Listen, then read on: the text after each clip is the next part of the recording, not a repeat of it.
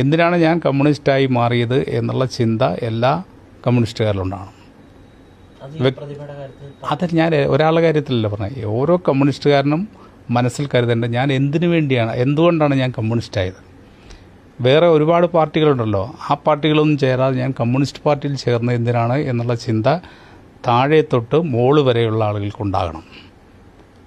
അതുണ്ടായാൽ മാത്രമാണ് നമുക്ക് മുന്നോട്ട് പോകാൻ കഴിയുള്ളൂ. താൽക്കാലിക ആവശ്യങ്ങൾ EMS പറഞ്ഞിട്ടുണ്ട്. പണ്ട് EMS പറഞ്ഞിട്ടുണ്ട്, ഒരു വികാരം കൊണ്ട് വരുന്നവരുണ്ട്, ആവശ്യങ്ങളായിട്ട് വരുന്ന ആളുകളുണ്ട്, ആശയപരമായിട്ട് ആളുകൾ വരുന്നുണ്ട്. ആവശ്യമായിട്ട് വരുന്ന ആളുകൾ ആവശ്യം നടന്നാലും നടന്നില്ലെങ്കിൽ നമ്മുടെ ഇന്ന് ചിലപ്പോൾ പോകും. വികാരം കൊണ്ട് വരുന്ന ആളുകൾ ഒരു വികാരത്തിന് വന്ന് ആ വികാരം കെട്ടടങ്ങുന്നതോടുകൂടി പോകാൻ സാധ്യതയുണ്ട്.